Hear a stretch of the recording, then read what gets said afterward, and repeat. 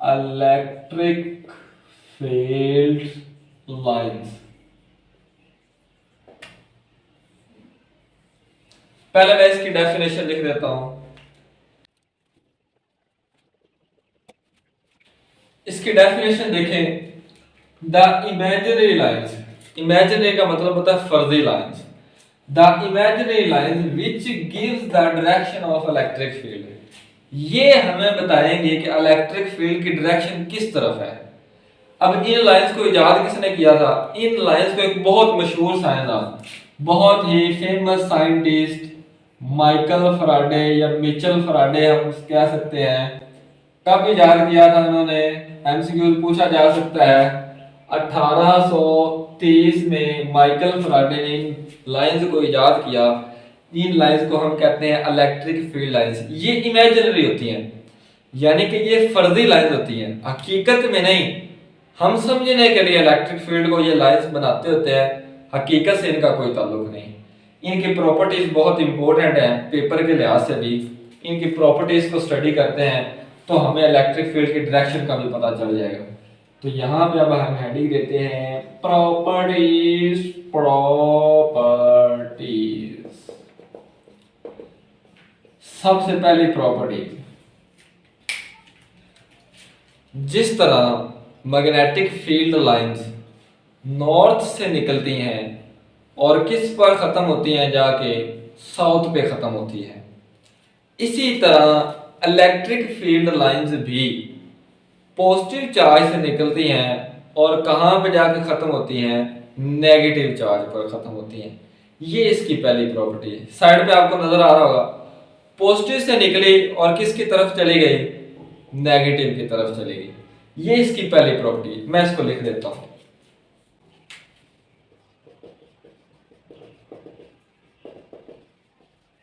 Electric field lines originate from positive charge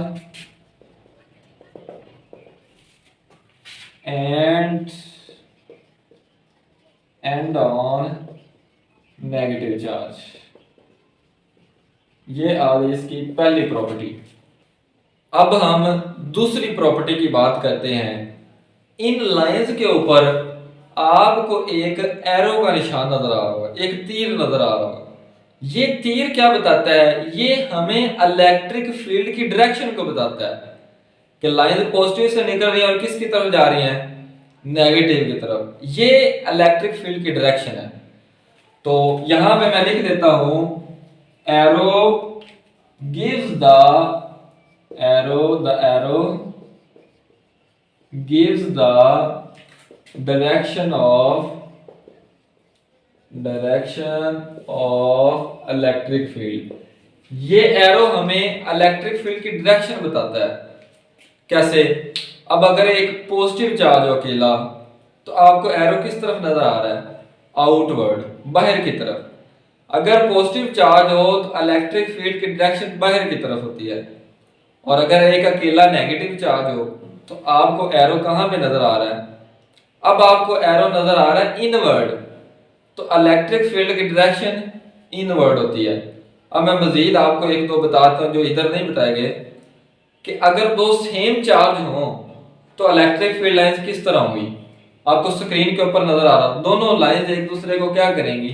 repels करेंगी, क्योंकि दोनों चार्ज एक दूसरे को रिपेल कर रहे हैं। एक और केस देख लेते हैं। अगर एक पॉजिटिव चार्ज हो और दूसरा नेगेटिव चार्ज हो, तब लाइंस किस तरह की होगी? वो भी आपको एनिमेशन नजर आ रही होगी। अब हम तीसरी प्रॉपर्टी की तरफ चलते हैं, थर्ड प्रॉपर्टी की तरफ। थर्ड प्रॉपर्टी क्या है? मैं लिख देता हूं पहले।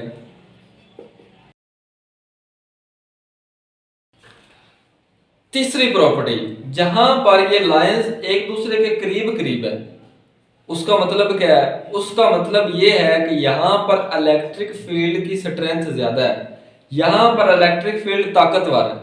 जैसे जैसे हम चार्ज से दूर होते जाते हैं, इलेक्ट्रिक फील्ड लाइंस के दरमियान फासला बढ़ता जाता है। इसका मतलब क्या है? इसका मतलब यह है कि वहां पर इलेक्ट्रिक फील्ड आगे, जैसे जैसे हम दूर जाएंगे चार्ज से, इलेक्ट्रिक फील्ड वीक होता जा रहा है, कमजोर होता जा रहा है। वो कैसे? वो मैं इधर समझा देता हूं। ये देखिए एक चार्ज है, हम लाइंस बना देते हैं ऐसे ऐसे ऐसे ऐसे ऐसे। इतने एरिया में देखिए इलेक्ट्रिक फील्ड लाइन के दरमियान में फासला कम है, यानी कि यहाँ पे इलेक्ट्रिक फील्ड स्ट्रॉन्ग है और यहाँ पे इलेक्ट्रिक फील्ड क्या हो गया है, वीक हो गया है। अब इसकी लास्ट प्रॉपर्टी बहुत ही इंपॉर्टेंट प्रॉपर्टी, ये शॉर्ट क्वेश्चन के लिए भी बहुत ज्यादा इंपॉर्टेंट है, इसको गौर से समझना है। ये प्रॉपर्टी क्या है, ये प्रॉपर्टी मैं आपको समझा देता हूं। लास्ट नंबर 4 प्रॉपर्टी, बहुत important short question, electric field lines never cross each other. ये क्वेश्चन पूछा जाता है paper, why electric field lines never cross each other, दो लाइन एक दूसरे को क्रॉस क्यों नहीं कर सकती।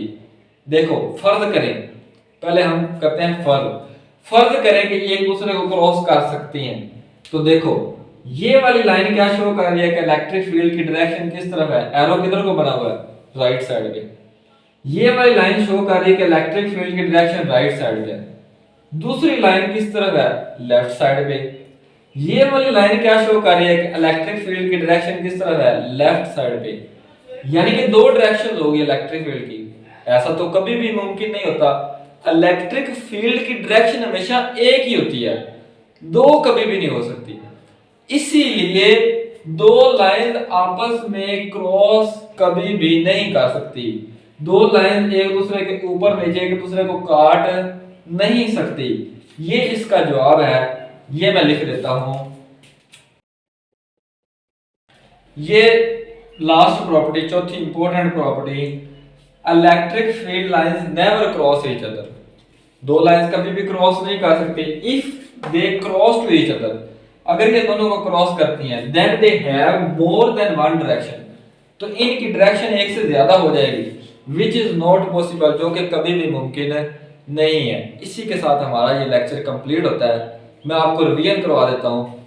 सबसे पहले हमने इलेक्ट्रिक फील्ड के मतलब पढ़ा, ठीक है, फिर इलेक्ट्रिक फील्ड का फार्मूला पढ़ा, E is equal to F over q not.